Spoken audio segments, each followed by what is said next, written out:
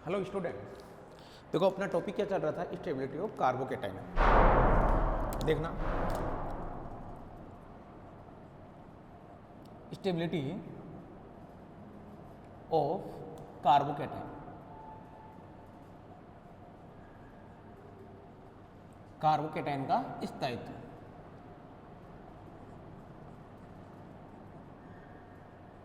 Carbocation का स्थायित्व। कल भी मैंने समझाया था आप लोगों को कि यदि इसके स्थायित्व की बात करेंगे तो जो कार्बोकेटाइन है, रेट मीन्स जैसे ये R प्लस है, इस R प्लस के पास में क्या है, इलेक्ट्रॉनों की क्या है, कमी है। इलेक्ट्रॉनों की कमी है। और मैंने आप लोगों को ये भी बताया था कि यदि इसको न्यूट्रल कर दें, दैट मीन्स जैसे कोई भी इंसान वो यदि अपनी न्यूट्रल पोजीशन में हो तो वहाँ पे स्थायित्व ज़्यादा मिलता है। इसमें भी यही होगा। और इस इलेक्ट्रॉनों की कमी को कैसे पूरा किया जा सकता है, इसको इलेक्ट्रॉन देकर। और इलेक्ट्रॉन कौन देते हैं, प्लस वाले। तो हम ये कह सकते हैं कि यहाँ पे कार्बोकेटाइन का स्थायित्व है। कार्बोकेटाइन का स्थायित्व है। कार्बोकेटाइन का स्थायित्व डायरेक्टली प्रोपोर्शनल टू प्लस आई बढ़ने पर कार्बोकेटाइन का स्थायित्व क्या होगा, बढ़ेगा। और इनवर्सली प्रोपोर्शनल टू क्या भैया, माइनस आई बढ़ने पर कार्बोकेटाइन का स्थायित्व क्या होगा, घटेगा। यही है, यही फंडा रहेगा। इसके बेसिस पे अपन कुछ क्वेश्चन सोल्व करते हैं। देखते हैं यहाँ एक एग्जाम्पल लेते हैं अपन। और एग्जाम्पल क्या है, CH3 CH2 यहाँ पे कहाँ है भैया, पॉजिटिव। CH3 CH3 यहाँ पे भी क्या भाई, पॉजिटिव। CH3 और यहाँ पे भी क्या भाई, पॉजिटिव। ये जो कार्बोकेटाइन है, ये कौन सा कार्बोकेटाइन है, ये 1 डिग्री कार्बोकेटाइन है। क्यों है 1 डिग्री कार्बोकेटाइन, क्योंकि ध्यान देना है जिस कार्बन पर पॉजिटिव चार्ज है उससे क्या है, एक CH3 जुड़ा हुआ है, इसलिए 1 डिग्री कार्बोकेटाइन है। ये जो कार्बोकेटाइन है ये क्या है, 2 डिग्री कार्बोकेटाइन। और ये जो कार्बोकेटाइन है वो क्या है, 3 डिग्री कार्बोकेटाइन है। अब आप देखना यहाँ पे ये 1 डिग्री, 2 डिग्री और 3 डिग्री कार्बोकेटाइन है। इस कार्बन पे ये जो जुड़ा हुआ है इस ग्रुप का क्या लगता है भाई, प्लस आई। क्या लगता है, प्लस आई। यहाँ पे भी इस पॉजिटिव पे क्या जुड़े हुए हैं, ये CH3, ये भी क्या लगता है, इसका भी क्या लगता है, प्लस आई। इसका भी क्या लगता है, प्लस आई। यहाँ पे भी प्लस आई लगेगा, लेकिन कितने हैं यहाँ पे, ये 3 है, इसलिए इन तीनों का क्या लगेगा, प्लस आई लगेगा। ये तो मैंने आप लोगों को लिखवा दिया था, कल ही मेंशन करवाया था कि CH3 का क्या लगेगा, प्लस आई लगेगा। अब आप एक बात हो तो कार्बोकेटाइन का स्थायित्व तो डायरेक्टली प्रोपोर्शनल क्या भैया, प्लस आई। प्लस आई जितना ज़्यादा होगा उस कार्बोकेटाइन का स्थायित्व उतना ही ज़्यादा होगा। अब एक बात बताना, यहाँ पे जो CH3 है 3 प्लस आई लगेगा एक साथ, दैट मीन्स जिस कार्बोकेटाइन के पास में इलेक्ट्रॉनों की कमी थी, यदि 3 CH3 ग्रुप इसको एक साथ इलेक्ट्रॉन देंगे तो यहाँ पे कार्बोकेटाइन जो पॉजिटिव चार्ज है वो कम हो जाएगा। कम हो जाएगा तो उसका स्थायित्व क्या हो जाएगा, बढ़ जाएगा। दैट मीन्स स्थायित्व का क्रम क्या हो गया कि 3 डिग्री कार्बोकेटाइन का स्थायित्व सबसे ज़्यादा होता है, फिर 2 डिग्री कार्बोकेटाइन का होता है, फिर क्या होता है, 1 डिग्री कार्बोकेटाइन का स्थायित्व होता है। ये एग्जाम में पूछते हैं, यस या नो। कभी वो आप लोगों से पूछ लिया जाए कि 3 डिग्री कार्बोकेटाइन का स्थायित्व ज़्यादा क्यों होता है, तो आप क्या बोलोगे कि 3 डिग्री कार्बोकेटाइन में 3 CH3 समूह उपस्थित होते हैं जिनका प्लस आई प्रभाव लगता है, जिसकी वजह से कार्बन पे उपस्थित पॉजिटिव चार्ज पर इलेक्ट्रॉन डेंसिटी बढ़ती है, जिससे वह न्यूट्रल अवस्था में आ जाता है। और यदि वो उदासीन अवस्था में आएगा तो उसका स्थायित्व भी क्या हो जाएगा, बढ़ जाएगा। ये कार्बोकेटाइन के स्थायित्व की बात है। आ गई बात समझ, यस या नो। नेक्स्ट क्वेश्चन सोल्व करें। स्टेबिलिटी ऑफ कार्बोकेटाइन के बाद में अपन बात करेंगे किसके ऊपर, stability of carb A9. Stability of carb A9.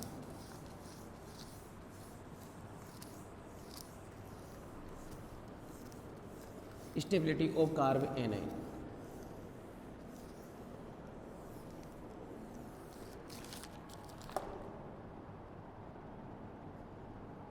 Stability of carb A9, carb A9, carb ऋण आयन का स्थायित्व, कार्ब ऋण आयन का स्थायित्व,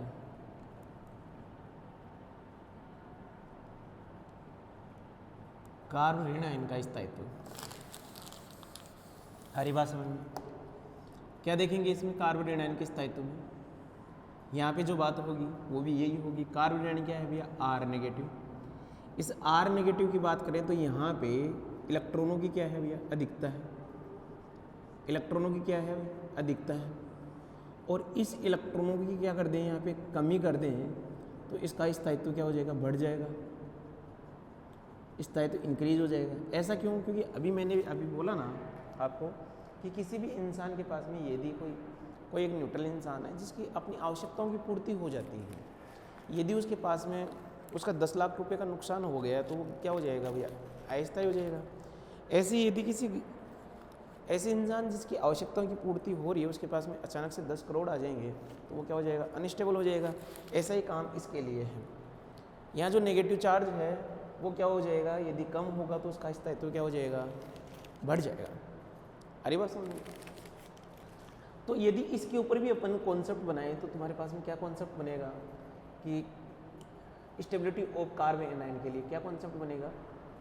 देखना, समझना यहाँ पे। स्टेबिलिटी ऑफ कार्ब एनाइन क्या कॉन्सेप्ट बना? -I क्या डायरेक्टली प्रोपोर्शनल टू, और क्या भैया? +I क्या भैया? Inversely proportional to. यही रहेगा कॉन्सेप्ट। -I क्या करेंगे? इलेक्ट्रॉनों को लेंगे, खींचेंगे अपनी तरफ। जैसे इलेक्ट्रॉनों को अपनी तरफ खींचेंगे तो उसका स्थायित्व क्या हो जाएगा? बढ़ जाएगा।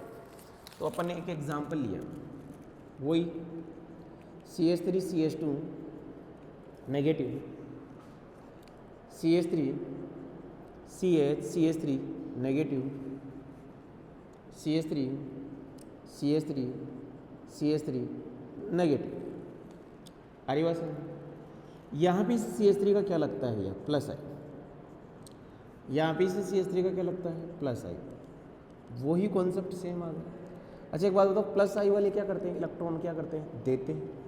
तो एक बात बताना रहे, ये तो पहले ही अनस्टेबल है। इलेक्ट्रॉन यदि और दे देंगे ज़्यादा तो और अनस्टेबल हो जाएगा।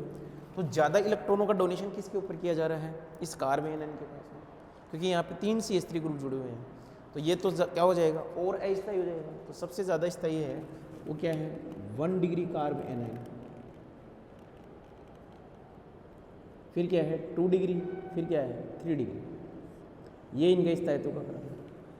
तो ये है +I या -I से अपन इस तरीके से क्वेश्चन सॉल्व कर सकते हैं। मैंने आपको इलेक्ट्रोमेरिक में +E पढ़ाया था, -E पढ़ाया था। प्रेरणिक प्रभाव में मैंने आपको +I पढ़ाया, मैंने -I पढ़ाया।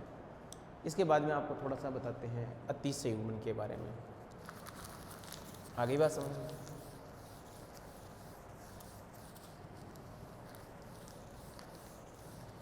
नया टॉपिक अपन स्टार्ट करेंगे, अतिशय युग्मन, हाइपर कॉन्जुगेशन। अतिशय युग्मन,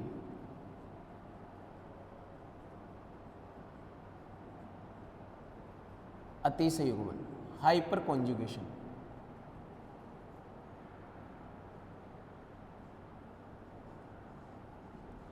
हाइपर कॉन्जुगेशन जो अतिशय युग्मन है इसको क्या है? बेकन नाथन इफेक्ट, ध्यान देना। ये अतिशय युग्मन को किसने बताया था? बेकन और नाथन ने। ठीक है। दूसरी बात ध्यान देना कि जो अतिशय युग्मन है इसको बोलते हैं no bond resonance. No bond resonance, इसके नाम से भी इसको जानते हैं, नो बॉन्ड रेजोनेंस के नाम से। बंध रहित अनुनाद के नाम से भी जाना जाता है इसको, बंध रहित अनुनाद।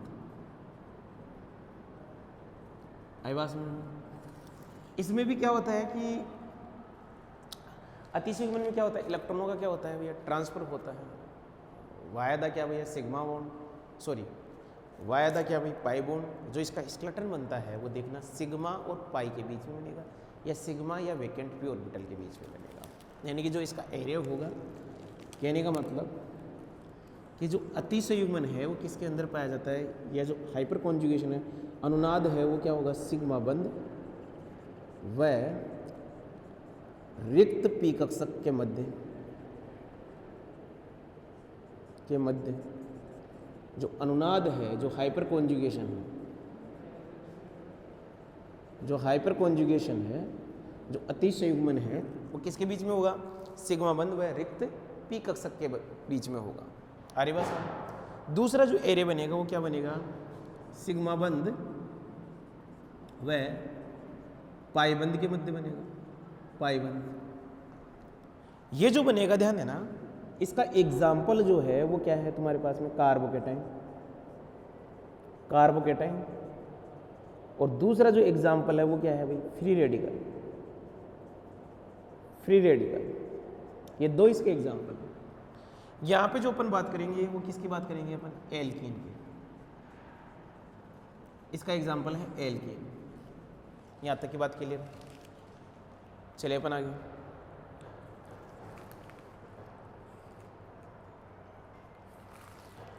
बना लिया यहां तक का।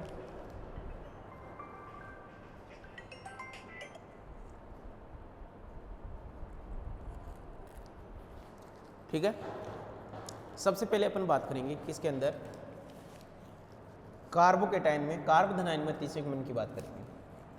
यहां तक की बात क्लियर है। तो अपना टॉपिक रहेगा कार्बोधनाइन में अतिसंयुग्मन।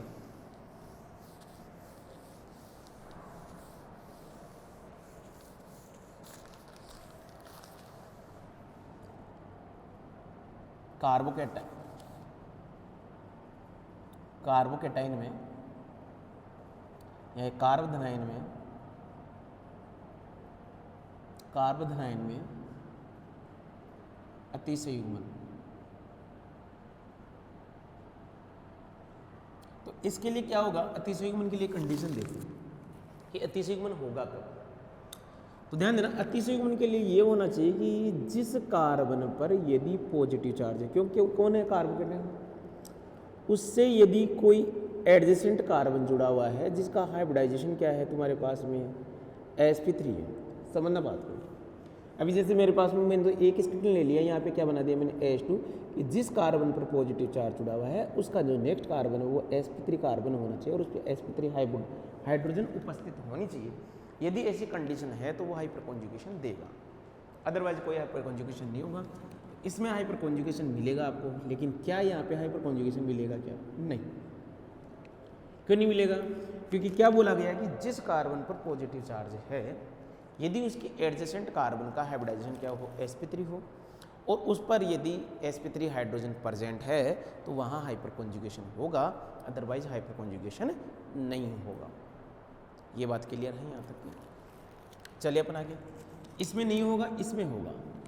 इसमें हाइपर कॉन्जुगेशन को यदि बताना चाहें तो देखो ये क्या है भैया, H और H। यहाँ पे आप लोग देखिए कि इसका जो हाइब्रिडाइजेशन है वो क्या है, sp2 है। तो यहाँ एक वेकेंट क्या है भाई तुम्हारे पास में, p ऑर्बिटल। ये जो है इसे क्या बोला जाएगा, वेकेंट p ऑर्बिटल है,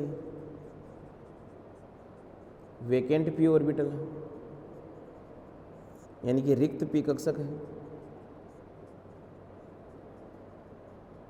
अरे बस यदि ये है तो इस हाइपर कॉन्जुगेशन का जो साइन होता है वो क्या होता है, ये वाला। अब इसको नो बॉन्ड रेजोनेंस कैसे बोलेंगे, ये मैं क्या बोलूँगा, sigma and vacant p orbital. तो ध्यान देना कि जैसे मान लीजिए ये मेरे लिए क्या है, HA है, ये क्या है HB है, और ये क्या है HC है। सबसे पहले ये जो सिग्मा बॉन्ड है जिसके पास में ये 2 इलेक्ट्रॉन है, ये क्या करे, यहाँ पे ट्रांसफर हो जाए। यहाँ ट्रांसफर होंगे तो इस हाइड्रोजन के ऊपर कौन सा चार्ज आएगा, H+। तो जो इसकी स्ट्रक्चर बनेगी वो क्या बनेगी, यहाँ HA जो है वो क्या हो गया पॉजिटिव, HB और क्या हो गया HC। आप देखिए इस स्ट्रक्चर के अंदर जो कार्बन पे पॉजिटिव चार्ज है क्या वो गायब हो चुका है, यस। तो वो गायब हो चुका है तो यहाँ पे क्या आ जाएगी, स्टेबिलिटी आ जाएगी। इसको यहाँ पे कोई बॉन्ड है क्या, नहीं है, तो इसको क्या बोलते हैं, नो बॉन्ड रेजोनेंस। यदि अपन ये ना मान के, मान लीजिए ये स्ट्रक्चर ना मान के मैं HB को लेना चाहता हूँ तो ये क्या बन जाएगा तुम्हारे पास में HA, यहाँ जो एच बी है इसके ऊपर कौन सा चार्ज, पॉजिटिव चार्ज। आगे बात समझ। यहाँ पे क्या है, ये तुम्हारे पास में एच सी डबल बॉन्ड, यहाँ पे एच और ये क्या भैया एच। तीसरा मान लीजिए मैं एच सी को इन्वॉल्व लेना चाहता हूँ तो क्या हो जाएगा तुम्हारे पास में एच ए एच बी, यहाँ पे क्या भाई एच सी के ऊपर क्या भाई पॉजिटिव डबल बॉन्ड एच और ये क्या भाई एच। तो आप देख लिए होंगे कि जितने हाइड्रोजन है उतनी ही और एक्स्ट्रा स्ट्रक्चर बनेगी। तो ये कहा जा सकता है कि ध्यान देना, ये जो हाइड्रोजन है इनको बोला जाता है अल्फा हाइड्रोजन, ठीक है ना। तो जितनी ज़्यादा अल्फा हाइड्रोजन होंगी उस कार्बोकेटाइन का स्थायित्व भी उतना ही क्या होगा, ज़्यादा होगा। यहाँ तक की बात क्लियर है। जिस पे अल्फा हाइड्रोजन जितनी ज़्यादा होती है उस कार्बोकेटाइन का स्थायित्व भी उतना ही ज़्यादा होगा। तो यहाँ तक क्या क्लियर है, बना लिए होंगे। आगे देखते हैं, इसी से चले अपन आगे। अब अपन देखेंगे, पहले तो ये देख लीजिए ये सारी चीज़ें। अब ये अपन देखेंगे फ्री रेडिकल के अंदर अतिसंयुग्मन कैसे होगा। फ्री रेडिकल के अंदर अतिसंयुग्मन कैसे होगा। अतिसंयुग्मन इन मुक्त मूलक, अतिसंयुग्मन मुक्त मूलक में अतिसंयुग्मन, सॉरी मुक्त मूलक में अतिसंयुग्मन, hyper conjugation, hyper conjugation in free radical, free radical. अरे बात देखो, इसके लिए भी कंडीशन वही होगी, इस रेडिकल पे हाइपर कॉन्जुगेशन नहीं होगा। लेकिन यदि जिस कार्बन पे रेडिकल प्रेजेंट है उसके नेक्स्ट कार्बन का जो हाइब्रिडाइजेशन है वो क्या होना चाहिए, sp3, और उस पे sp3 क्या हो है, हाइड्रोजन प्रेजेंट होनी चाहिए। यदि ऐसा है तो उसके अंदर क्या होगा, अतिसंयुग्मन होगा।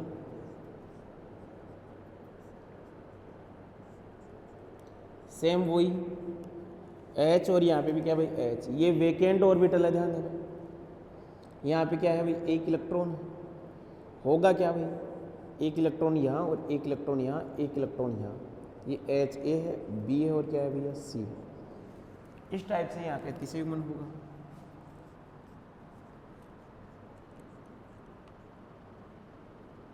ये क्या भाई H A radical, H B, H क्या भाई सी डबल बॉन्ड एच और ये क्या भाई एच। और भी स्ट्रक्चर बनाना चाहते हो तो यहाँ पे आप बना सकते हो। वो क्या बनेगी तुम्हारे पास में, H A H B H C double bond H और ये क्या भाई एच। यहाँ पे ये क्या भाई H A H B H C और इसके ऊपर भी क्या भाई रेडिकल डबल बॉन्ड एच और ये क्या भाई एच। ये मुक्त मूलक में क्या होता है, अतिसंयुग्मन। और इस अतिसंयुग्मन से हम क्या देख सकते हैं, इनका स्थायित्व देख सकते हैं। क्या देख सकते हैं अपन, क्या चेक कर सकते किया जा सकता है यहाँ पे स्थायित्व। तो अब मेंशन कीजिए कार्बोकेटाइन व मुक्त मूलक का स्थायित्व। कार्बोकेटाइन व मुक्त मूलक का स्थायित्व।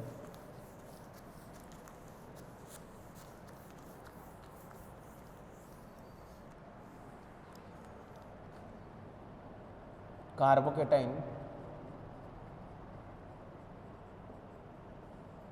व मुक्त मूलक का स्थायित्व।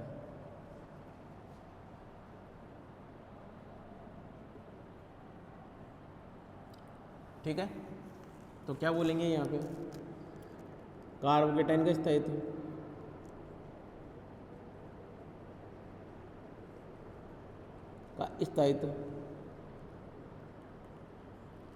डायरेक्ट प्रोपोर्शन के आप क्या बोलेंगे, अल्फा हाइड्रोजन की संख्या। तो क्या हो गया, अल्फा हाइड्रोजन की संख्या जैसे ही बढ़ेगी, अल्फा हाइड्रोजन की संख्या जैसे ही बढ़ेगी कार्बोकेटाइन का क्या हो जाएगा, स्थायित्व बढ़ जाएगा। ऐसे ही मुक्त मूलक का स्थायित्व होगा, मुक्त मूलक का स्थायित्व। यहाँ पे भी क्या होगा, अल्फा हाइड्रोजन की क्या होगी, संख्या बढ़ेगी तो मुक्त मूलक का स्थायित्व क्या होगा, बढ़ेगा। अभी मैंने आप लोगों को एक बार पहले इंडक्टिव इफेक्ट में कार्बोकेटाइन का स्थायित्व बढ़ाया था, उसी को अपन देखते हैं, उसी का स्थायित्व का ऑर्डर देखते हैं। यहाँ पे 1 डिग्री कार्बोकेटाइन है, 2 डिग्री कार्बोकेटाइन है और 3 डिग्री कार्बोकेटाइन है। क्या देखेंगे, पता है ना ये कितना डिग्री है? 1 डिग्री कार्बोकेटाइन है, 2 डिग्री कार्बोकेटाइन है, 3 डिग्री कार्बोकेटाइन है। यहाँ अल्फा हाइड्रोजन कितने हैं? अभी ध्यान देना, अल्फा हाइड्रोजन क्या होते हैं कि जिस कार्बन पर पॉजिटिव चार्ज जुड़ा है, यदि उसके एडजेसेंट कार्बन पर, एडजेसेंट कार्बन क्या है कि इस कार्बन का पड़ोसी कार्बन, वो क्या कहलाएगा? उसका निकटवर्ती कार्बन। ध्यान देना, ये जो है, जैसे मान लीजिए ये एक एग्जाम्पल ले लिया मैंने, इसका ये पड़ोसी है, इसका ये पड़ोसी है, इसका ये पड़ोसी है, लेकिन ये जो है वो इसका पड़ोसी नहीं। आगे बात समझिए, ये एक दूसरे के पड़ोसी नहीं है। पड़ोसी वाला कार्बन क्या होगा? वो एक दूसरे के आपस में जुड़े होंगे। इस बात का थोड़ा सा ध्यान रखना।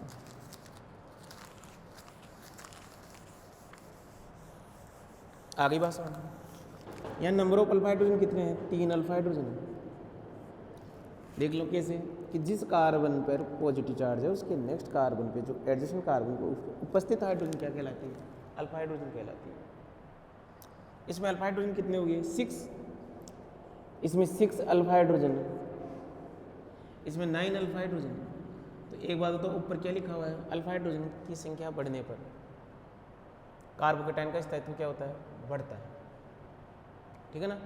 अल्फा हाइड्रोजन की संख्या बढ़ेगी तो कार्बोकेटाइन का स्थायित्व भी क्या होगा? बढ़ेगा। तो यहाँ पे 3 डिग्री कार्बोकेटाइन का स्थायित्व क्या होता है? ज़्यादा। 2 डिग्री का फिर क्या होता है? 1 डिग्री। आप चेक कर लो, हमने पहले भी इंडक्टिव इफेक्ट से भी वही बात निकाली थी। तो अलग अलग नहीं हो सकती ना, यानी कि 3 डिग्री कार्बोकेटाइन क्या होता है? ज़्यादा स्टेबल होता है। उसको इंडक्टिव इफेक्ट से भी बता दिया और उसे अतिशय युग्मन से भी बता दिया आप लोगों को। हाइपर कॉन्जुगेशन के बिहाफ पे भी उसको समझा दिया गया। नेक्स्ट अपन एक एग्जांपल लें किसका? मुक्त मूलक का। तो उसमें भी वही बात होगी, यहाँ तक का बना लिया होगा। मुक्त मूलक के स्थायित्व में भी वही बात है। देखो कैसे भाई,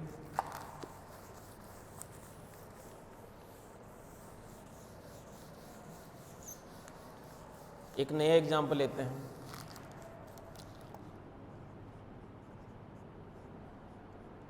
ये मुक्त मूलक है,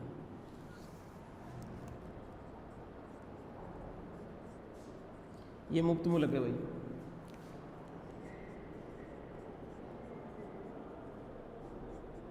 है मुक्त मूलक। अब इस मुक्त मूलक पे अपन क्या देखेंगे? Alpha hydrogen. इस पे कितने अल्फा हाइड्रोजन है? 3 अल्फा हाइड्रोजन है। इसमें 6 अल्फा हाइड्रोजन है, इसमें 9 अल्फा हाइड्रोजन है। अल्फा हाइड्रोजन जैसे ही बढ़ेंगे उसका स्थायित्व क्या हो जाएगा? बढ़ जाएगा। हाइपर कॉन्जुगेशन मैंने बता ही दिया था, इनके अंदर हाइपर कॉन्जुगेशन कैसे होता है, बना लीजिए यहाँ तक का।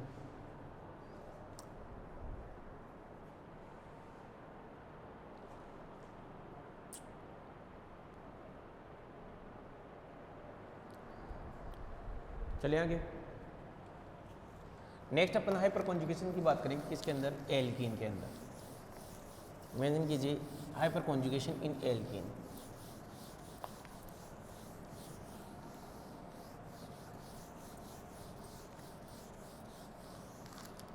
हाइपर कॉन्जुगेशन इन एल्कीन।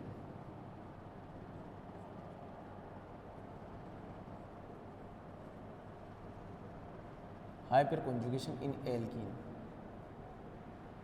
एल्कीन का स्थायित्व।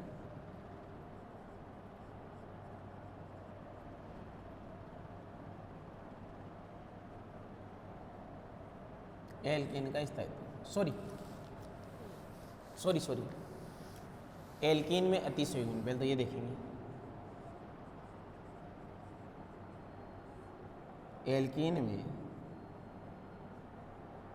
अतिशय युग्मन। देखो एल्कीन में अतिशय युग्मन होगा तो ध्यान देना, इसमें भी कोई केस होगा। एल्कीन ये है, लेकिन यहाँ पे भी यदि अतिशय युग्मन होगा ना, तो इसके लिए क्या है कि जिस कार्बन डबल बॉन्ड कार्बन पे यदि कोई CH3 समूह जुड़ा हुआ है तो वहाँ पे क्या होगा भैया? अतिशय युग्मन होगा। जैसे इस पे जुड़ा होगा, यहाँ नहीं होगा, ये देगा अतिशय युग्मन। देखो कैसे देगा ये? इसको आप लोग इस तरीके से बना लीजिए।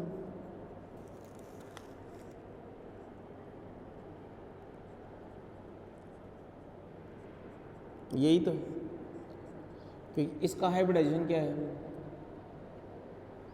sp2, और ये भी क्या होता है sp2, और sp2 की जो शेप होती है वो क्या होती है, ट्राइगोनल क्या होती है, प्लेनर। इस वजह से ये शेप बनानी पड़ी। होगा क्या, ये जो HA है ये क्या है तुम्हारे पास में HB, और ये क्या है तुम्हारे पास में HC। ये क्या करेगा, यहाँ पे इलेक्ट्रॉन देगा, ये इलेक्ट्रॉन कहाँ शिफ्ट हो जाएंगे, इस कार्बन के ऊपर। तो क्या बन जाएगा तुम्हारे पास में जो स्ट्रक्चर बनेगी वो क्या बनेगी, कार्बन डबल बॉन्ड CH, ये क्या भाई HA के ऊपर कौन सा चार्ज, पॉजिटिव, HB HC, यही हुआ। और फाइनली यहाँ पे क्या है भाई CH2 क्या भाई, नेगेटिव।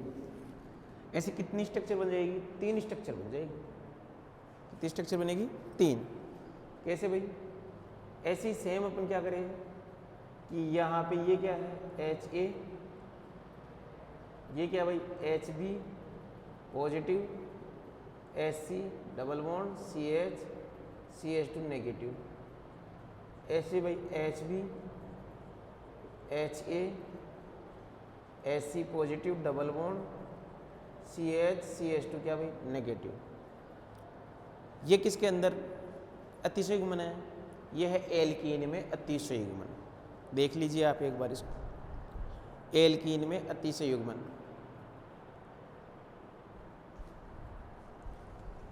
चलिए अपन आगे बात करें। अब बात करते हैं एल्कीन का स्थायित्व।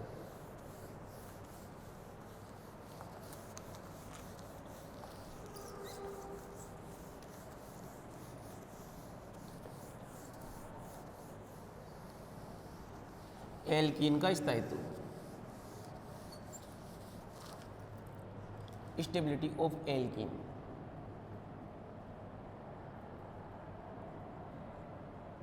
स्टेबिलिटी ऑफ एल्कीन, एल्कीन का स्थायित्व कैसे देखेंगे। एल्कीन जो है वो सबसे ज़्यादा स्टेबल एल्कीन कौन सी होती है भैया, संयुग्मित एल्कीन सबसे ज़्यादा स्थायी होती है। संयुग्मित एल्कीन, संयुग्मित एल्कीन क्या होगी, सबसे ज़्यादा क्या होगी, स्थायी। ठीक है, संयुग्मित के बाद में क्या होगी, असंयुग्मित, नॉन कॉन्जुगेट, असंयुग्मित एल्कीन।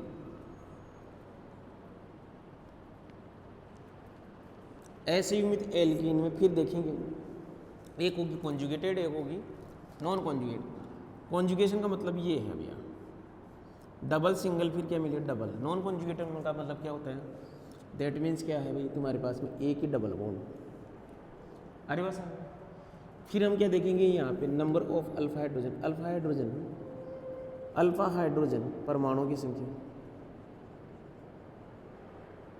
परमाणुओं की संख्या बढ़ने पर स्थायित्व भी क्या होता है, बढ़ जाता है। स्थायित्व भी क्या हो जाएगा, बढ़ जाएगा। मान लो नंबर ऑफ अल्फा हाइड्रोजन क्या है, सेम है, तो फिर क्या देखेंगे, फिर हम देखेंगे असममित एल्कीन जो है,